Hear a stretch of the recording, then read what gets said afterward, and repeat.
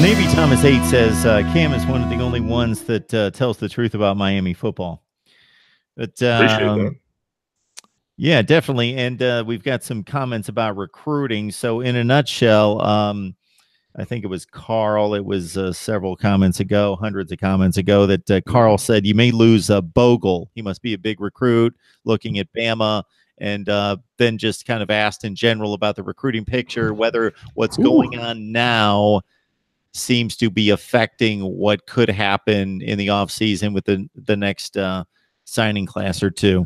Yeah, Chris Bogle is a four-star recruit. He's the one who lives or goes to school near to where I live at Cardinal Gibbons, 6'4", 207 pounds. Missed some time with a knee injury, but he came back and is playing with this team now as Florida high school football moves into the playoffs this week. Looked like he was flirting between Miami and Tennessee for a while, canceled a Tennessee visit and made multiple visits to Miami back to back to back. And, seemed as though he was trending towards Coral Gables. But now Alabama might be getting back involved. And that's after they went to St. Thomas Aquinas and got Braylon Ingraham, who by all reports had been telling Miami he was going to be coming and committing for about 3 months, and took one visit to Tuscaloosa and decided to change his mind. Alabama is always out there as a team that, if they go after a guy that you're after, it can be tough for you. I wrote a piece about Miami versus Alabama on the recruiting trail a couple of years ago, and the numbers were closer than you would think. But, and I put this in the piece, this is just the players that Miami was actually contending for. There's a whole class of player that Alabama got that Miami wasn't even in the conversation about. So, I'm not saying that, it was just these couple. Like, it was just these couple that Miami was involved with, but then Alabama was just cherry picking across the country as well on top of that. I have to update those numbers because it's really, really, really tilting in Alabama's favor, understandably so. So there's that. Talking in general about the state of the recruiting class right now, yes, what is going on is absolutely affecting this class. You have 2 decommitments recently. Marcus Crowley, who has been just tearing it up for Trinity Christian Academy from Jacksonville, had back-to-back games of, 266 yards and 3 touchdowns, and then 293 and 2 the next week. Against very good competition. So you're not talking about, Little Sisters of the Poor or anything. Like, he was playing in division, in conference, very good teams, and put up over 500 yards and like 5 or 6 touchdowns in 2 weeks. Urban Meyer decided, hey, we need a running back in this class, and he offered him a scholarship. And within the span of like 23 days, Marcus Crowley had visited and flipped his commitment from Miami to Ohio State. So there's that. And I've been saying for a while, and I've written it on the site, that Marcus Crowley needs to be a 4-star, and he was very underrated as a 3-star. I believe that bump in the rankings was going to come anyway, but I'm fully invested in the fact that it will now. And then the next day or 2 days later, Cornelius Nunn, who had just flipped from Syracuse to Miami, decided to decommit, as well. So those are 2 decommitments within the last week as I'm recording this or speaking to you now. And yeah, all that momentum that Miami had after beating Florida State, even if, whatever, it was a bad team that Miami came back to beat by 1 point. There was all that momentum. You're talking about Jaden Hazelwood, the 5-star wide receiver. You're talking about Evan Neal, 5-star offensive tackle. You're talking about Bogle. You're talking about Ingraham, who was there. And, by all accounts, gave a silent commitment to Miami at that time. Like, oh, yeah, I'm just going to wait till my mom's birthday on October 23rd before I, announce her everything, but I'm coming. All of that goodwill, momentum, swag, juice, whatever you want to call it, that's all gone. Well, I will say Miami did get a JUCO punter to commit, who's 6'4", 245, native Australian. Oh, he's jacked, and he's yadded. I mean, tatted all on the neck through. I mean, like, he pretty much below his jawline in his upper body is all tattoos. Like, and he's 6'4", 245. Like, he's a big dude. So there's that. I mean, so you get a JUCO punter from City College of San Francisco, which is awesome because, Miami actually needs it. And he's going to be a scholarship player as well. This punter, Lewis Headley, I believe his name is. So that's going to be hopefully an upgrade moving forward. But yeah, man, it's rough. And I tweeted it out the other day. I said it's tough times on the trail right now. And I know that the third step of the rebuilding process is to improve talent acquisition, i.e. recruiting. But I mean, it's tough, man. You know, Miami has the 22nd ranked class in this recruiting class right now, and I mean that's fine if you're Middle Tennessee State. It's not good enough if you're Miami. You know what I mean? That's a bit of a stretch. I mean, it's not. I mean, well, I mean that if you're Virginia Tech, 22nd if you're Virginia Tech, that's a good number. That's fine. Okay, cool. That's about where they typically are, right? Yeah. And hey, if you're Virginia Tech, that'll work. But at Miami, it won't. You know, and then you got guys like RJ McIntosh's little brother, Kenny McIntosh, who's a 4-star running back, and he's looking everywhere but Miami, even though, you know, Miami's been on him for 2 years. He's 6'1", 210 or 6'2", 210 as a running back. So he's taken an official visit to Georgia this weekend, who had just lost a 5-star. And other teams are after him as well, Auburn, Oklahoma, and everything. So, you know, Miami's been playing up the, hey, your brother went here, even though the other brother went to Notre Dame, but he left from Notre Dame. So, yeah, no, but your brother went here, you're from here, we should work this out. And he was like, yeah, you know, we'll see what happens. And then now he's looking elsewhere. And then you have Mark Anthony Richards, who's Amon Richards' little brother. I'm sorry, I have to turn on this AC really quickly because it just got really hot in my house. Click, click. Thank you very much. And yeah, I have a Nest, so I can do it from my phone. Anyway, we were not having that issue here in Connecticut. We were not. Yeah, I know, right? But Mark Anthony Richards, who Miami liked better at defensive back to start with, and I personally I love Mark Anthony Richards at linebacker or safety. He said he wants to play offense like his brother, or like what he wants to do. So Miami's recruiting him for running back, but you know, you figure, okay, cool, like we're recruiting you hard. Obviously, your brother was a star player. This is before Amon Richards' unfortunate career-ending injury. And so you're doing all that, saying, cool, like maybe if your brother stays, you can play with your brother. Like, you see all this stuff. You're at these games, obviously for recruiting purposes, but also watching your family member, blah, blah, blah. And you would think, okay, cool. Either McIntosh, whose brother starred here, or Richards, whose brother starred here, one of those guys would at least have been all in. And with Marcus Crowley already committed at the time, you have 2 running backs now. So you have like probably one of the most underrated running backs in America from Jacksonville, and then the brother of a former star player locally. And neither one of those guys was really receptive to that. I mean, like, yeah, things might change and one of those guys might commit, but you figure, like, why aren't they committed already? You know, and then like a Bogle, like an Ingraham, like, you know, there's a lot of guys who's like, yeah, like you like Miami and you're from Miami, you talk about it, but like, where's the action? Where's the movement? And with poor performance, you know, like it's tough to then text these kids or DM them or send them graphics and things and say, hey, it's awesome. We're awesome. You should come here. It's going to take an Alabama. What year was that? The legendary recruiting class, 2007, 8. One of those. The Julio Jones. Yeah, the one that was the foundation for Alabama as we know it now. Well, the 09 team won the national championship. I think it was like that 2008 or yeah, they won in 11 and 12. Right. Yeah, but one of those years after Nick Saban had gotten there, he was just basically like, "Look, everybody come here. We're gonna ball. We're gonna win." And everybody went there and they did it. And that started what we are seeing now. It's going to take out of thin air something like that for Miami to really get to where the roster needs to be. And I'm talking depth on offensive line, because there are guys who are unplayable, guys who are probably going to be unplayable. There's guys on defensive line who are still on scholarship from years ago who have not played a snap. I mean, like, you know, there's a lot to be done, especially with the big dudes up front on both sides of the ball. But like, you know, eventually you're going to lose guys at skill positions as well. You know, so like, yeah, Miami does have one of the most diverse wide receiver rooms in America. You've already lost Amon Richards to a career-ending injury. And I mean, obviously he was the #1 alpha dog in that room. But okay, cool. So you have Jeff Thomas only for another year, probably, especially with the quarterback situation that's nebulous. I mean, this guy was averaging 25, 27 yards a catch earlier in the year. Jeff Thomas is averaging 18 yards a catch because the last few games he's caught like 1 bubble screen for 5, or those little touch passes last week trying to get the edge on a jet sweep kind of motion in a monsoon where he doesn't really even have the ability to stick a foot in the ground and get upfield. So, okay, that touch pass is complete for 2 yards. You know what I mean? Like, or you know, like at the Boston College game when he was wide open up the sideline, but you miss him. and that would have been 70, things like that. So you can't count on Jeff Thomas for 4 years, okay, cool. So then what? Now you really need 2 guys in this class because of Richard's career-ending injury, but now Hazelwood might not come. Evan Neal has picked up a bunch of predictions that he's going to commit to Bama or recommit to Alabama.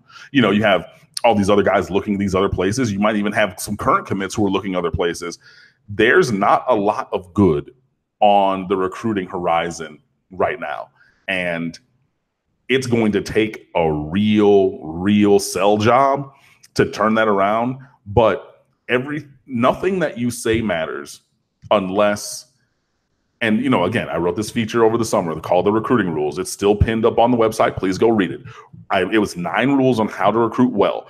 The 9th rule is win, which is giving tangible proof of concept, because I can talk about it all I want, but if Miami goes out and has these kind of performances, this is what's going to happen. This is why when Al Golden was here, the future classes were ranked number 1 for 3 and 4 succeeding years. But when it got to be that year's recruiting class, 2013, 2014, 2015, those numbers tanked. Why? Because Miami was bad. Miami lost games. So you can say everything you want, but if you cannot prove that concept, if you cannot deliver tangible success, then it's a house of cards. You have no foundation. You've built a house in quicksand. And that's exactly where Miami is right now, is sinking in quicksand with nothing good going on. So, I don't know who it's going to be. And I know people want to appeal to the better nature of kids and say, oh, well, you're a fan and everything. Yeah, you can be a fan of somewhere, but then also go somewhere else because it's a better situation for yourself. And Miami is going back to that Al Golden era type thing quickly, where you're going to force kids to do that. It's like, I want to be at Miami. I want to do that. I can give you names of kids that I've covered, that I've spoken to for years, and said, I wanted to go to Miami, but my mom said no, or it was a better situation here and I could do X, Y, Z at whatever position they played.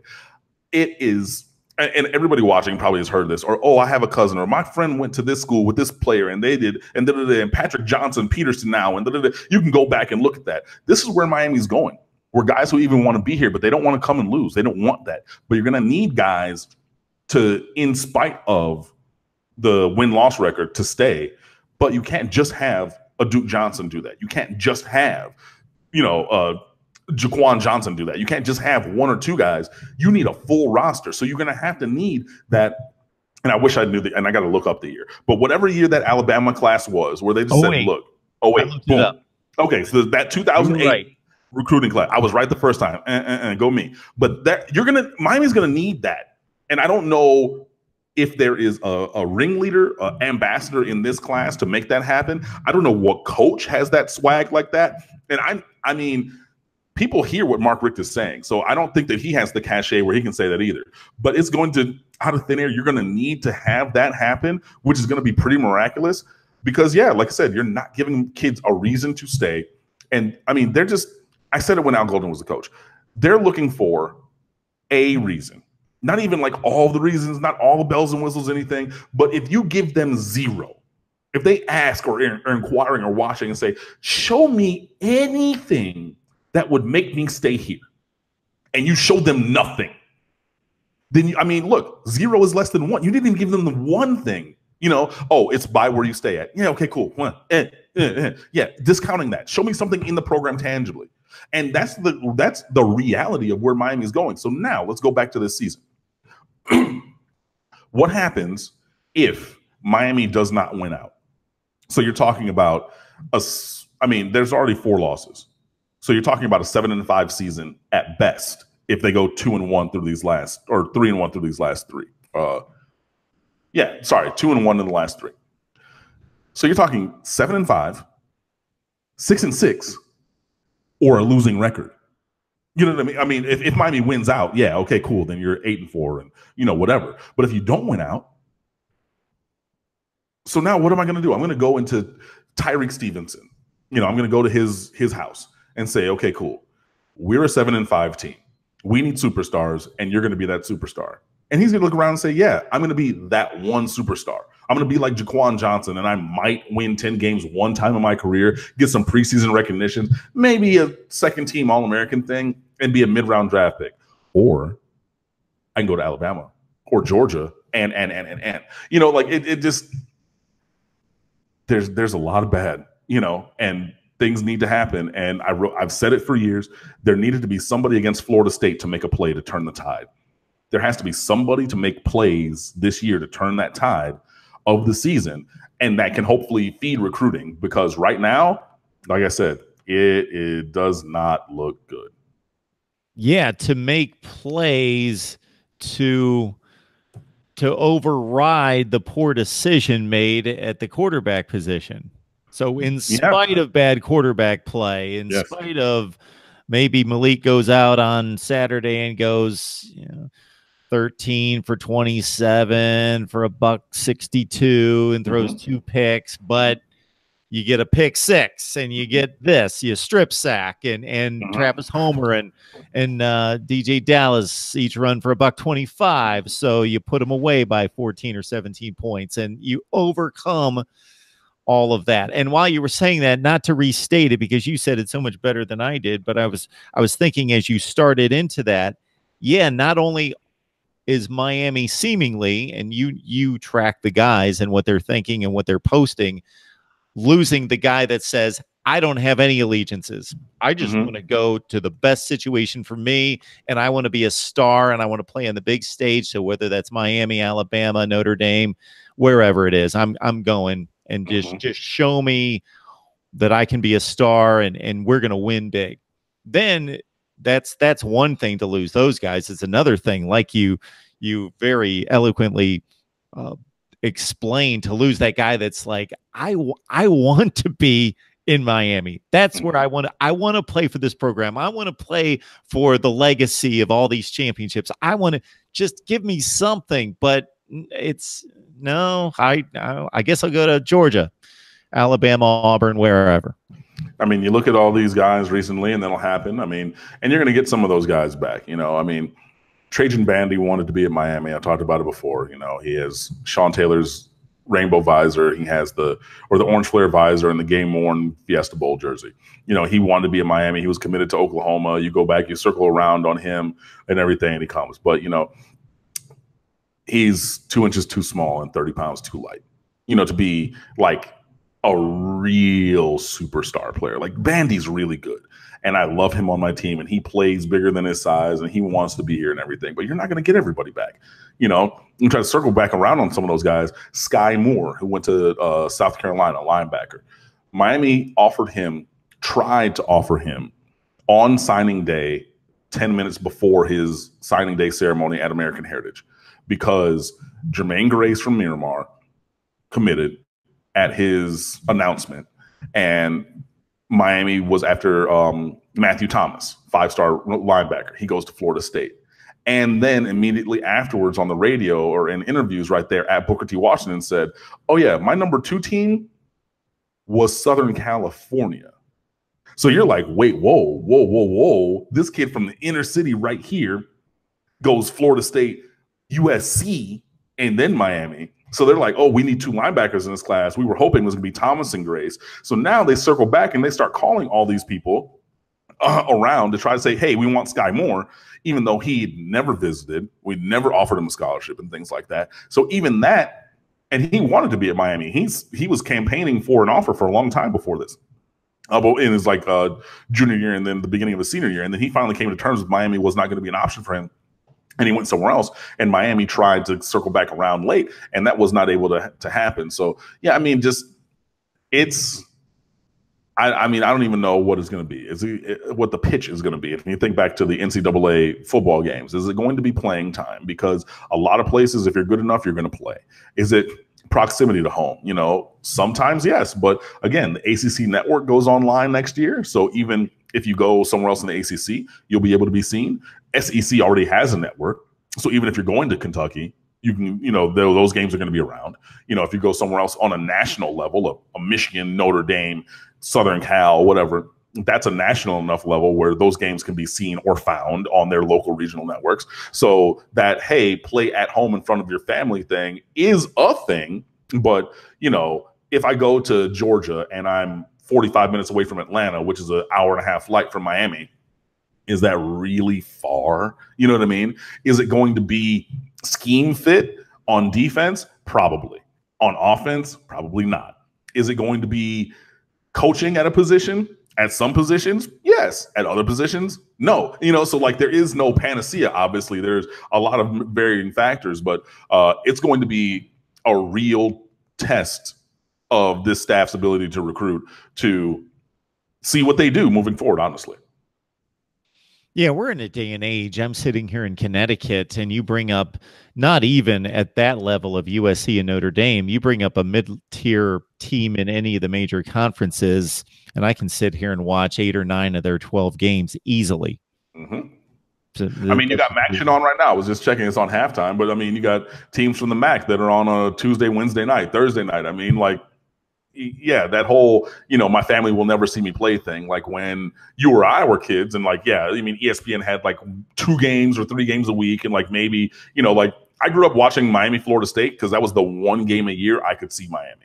You know what I mean? Like that was it. I mean, growing up in Detroit, that was it. Like you didn't really have these additional options. Like the world's gotten smaller with, you know, the internet and things like that. So yeah, I mean, those things matter. Like, yeah, do you want your family and there and everything? Of course. Like every basketball game I played growing up, I always looked into the stands on my second left-hand layup of layup lines, because I knew where my mom sat. She didn't have to say anything. I didn't wave to her or anything, but I always looked and I always knew. And yeah, it felt great that my mom was there. So like if you're able to have that, sure. But absent being able to have that, ma, grandma, auntie, TT, man, everybody on the block, you can turn on CBS 3 times a month or 3 times a year, and I'll still be there. And the SEC network and whatever else. So, you know, you're appealing to that and you're still bridging that gap, you know, and like, I mean, nobody's from Alabama. You know what I mean? Like all these guys are coming from down here. Like nobody has people there, but, you know, they continue to go there. So, yeah, I mean, there's just a lot of questions is the end point of the story. So, yeah, I mean, there are some answers, but in terms of recruiting, Miami, there are not many answers at all right now, and we'll see what happens moving forward. But something does have to change, and somebody has to make a play, or some coach has to recruit a superstar, and they're going to say, look, I'm going to be that guy, and I'm going to get these other guys to really get Miami, especially the offense, back on track. So as you're watching Miami and you've already seen them play most of the teams in the division, you still have Virginia Tech, Pitt, and of course the game against Georgia Tech this week. I know the focus is on why are we losing to these teams and playing down to their level. But on the flip side, has there been anybody that's impressed you more than the other teams that you think is the best team this season, not the most talented, but the best team in the Coastal this season in this division? Out of the teams in the Coastal that I've seen, I would have to say Virginia probably, just because they're not explosive, really. I mean, they do have Olamide Zaccheaus. The quarterback is, I mean, he's fine, you know, but they know who they are. They play within themselves. Their defense is actually pretty decent. Their defensive backfield is pretty good. And they put themselves in positions to be successful. So you're not playing behind the sticks. You're not trying to do things that guys can't do. You know, it's a lot like the Patriots, in that the Patriots don't have many do-it-all superstars, you know, like that can do everything at their position level. But what they can do is these 2 or 3 things at an elite level. So I'm going to have you do those 2 or 3 things and not ask you to do those other things. Because why? I have, you know, this other player to do those things or those engagements on the football field in an area where you lack. I'll have somebody else do that, but you do these 2 or 3 things. And Virginia football this year seems a lot like that. You know, we're not going to ask everybody to do everything because we don't have a do-it-all, you know, dynamic player, but we can get you to do these 2 or 3, maybe 4 things really well. And hopefully, you know, with the defense being strong and the offense being, you know, run-based and timely in the passing game, and also including a QB run game element that Virginia really has not had. And that can be a changing factor for things, because, again, if you're playing man-to-man defense, there's nobody really usually accounting for the quarterback. And even if there are, if you're running from shotgun, now you have an extra blocker, so you're outnumbering the people, or, you know, the defense at the point of attack.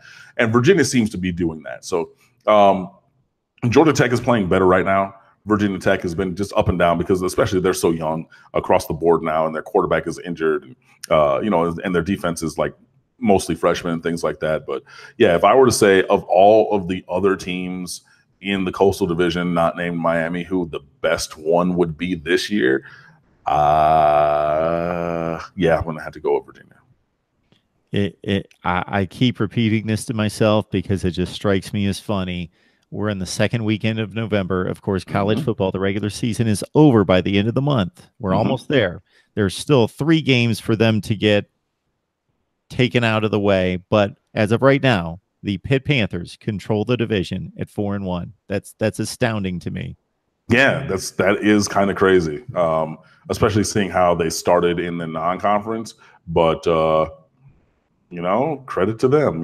They're another team who's not going to try to do everything. They're going to try to do a couple things. So lock you down on defense and then ground and pound, which, if you're watching me talk, then you probably saw some of that Miami-Pittsburgh game last year. And, I mean, if you remember back, that's exactly what they did. They played press man. They're going to, just run blitz all the time. They're going to make Malik Rozier try to throw and then just kind of play action and run you to death on the offensive side of things. So, that is the formula for them. And they've been doing it very well in the division or in the conference. So yeah, Pittsburgh does control their destiny, but I would have to, at this point, take Virginia. But it's not like it's Alabama or Clemson and then everybody else kind of gap. Like Pittsburgh is in that conversation as well. And that's why I asked the question, because it's not obvious at all to anybody. No. It's just a mess. I mean, it should be Miami, but, obviously we're a tire fire right now, so no.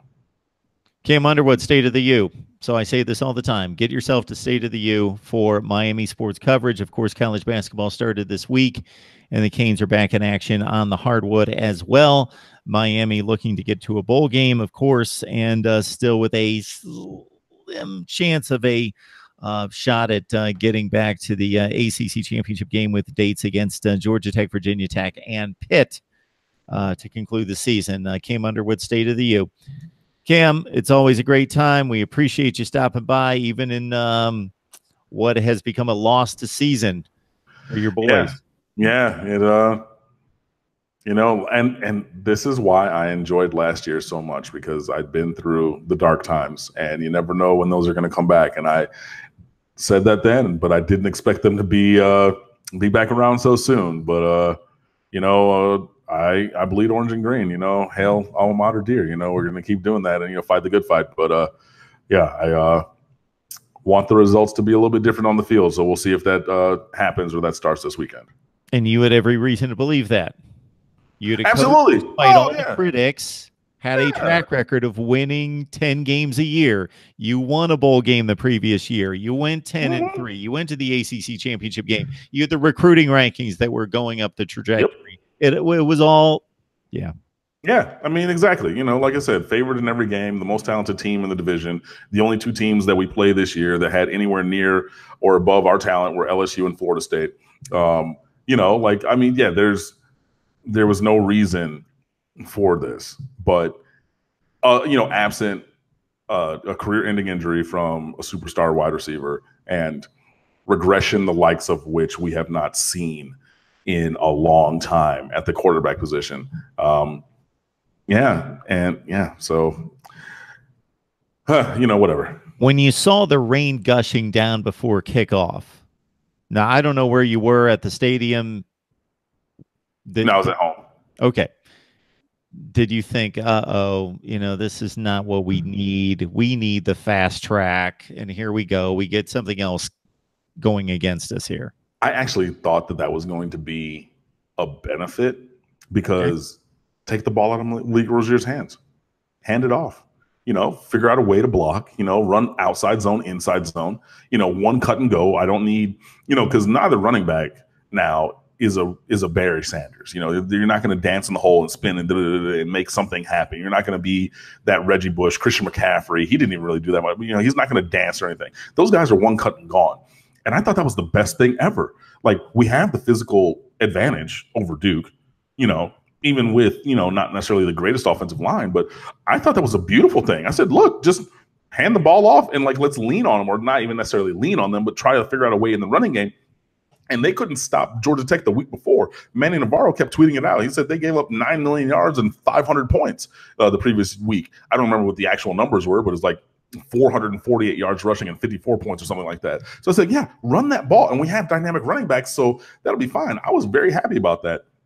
And then N'Kosi Perry comes in, and then you have 2 drives where he starts on the 8-yard line and 2-yard line, respectively, and then you pull him back out, and go right back to Malik Rozier a week after having said that there was not a thought in your mind ever about going back to N'Kosi Perry. And it just, yeah. But anyway, relative to the rain, I thought it was a good thing. I thought it was going to be a positive thing, and it was for that time. And then the rain stopped, and then we decided that we were going to stop running. And, well, shut out in the second half for a second consecutive week.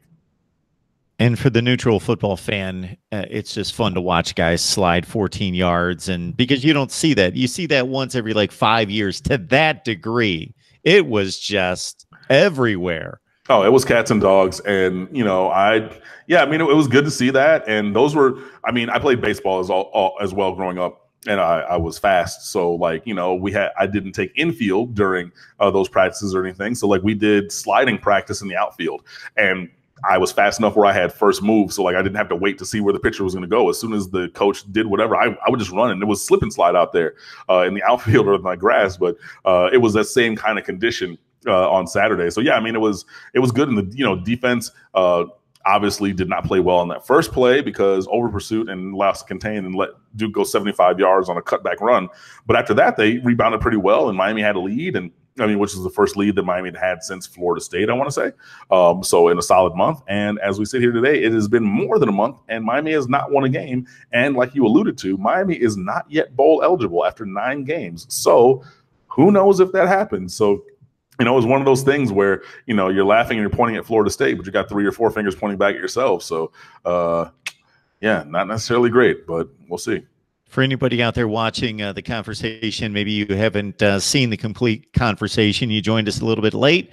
This video will post as soon as we're done. Then you can obviously check it out on my channel and watch the entire thing. I'm going to clip off just this segment, post it to the Mark Rogers TV Miami channel as well if you just want to see, bam, this complete segment. Cam, again, we take a lot of your time, so we appreciate you stopping by. Yeah, it's always good, and it's good practice for me. And, hopefully we'll have better content or better feeling content, I should say, for me. Because, I try to, do my best all the time. But, more positive thoughts, we'll say, on the Miami side moving forward. But, whether it's positive or negative, I've been here ever since my first day enrolling at Miami. I've been, blogging for 7, 8 seasons now, and, running State of the U for a few. So, a few seasons, that is, not a few days or anything, but we're there 24/7, 365. So stateoftheu.com. We have basketball stuff, we have football stuff, recruiting, and all kinds of things. So please stick with us, because I try to be pragmatic. I try to keep it real. So in storm or sunshine, I'll be here. Absolutely. I know you love to cheer, but you do bring it down to the truth, as you always do. All right, Cam. All right. Thanks so much, man. Anytime. I'll see you guys. Enjoy the game this weekend. All right.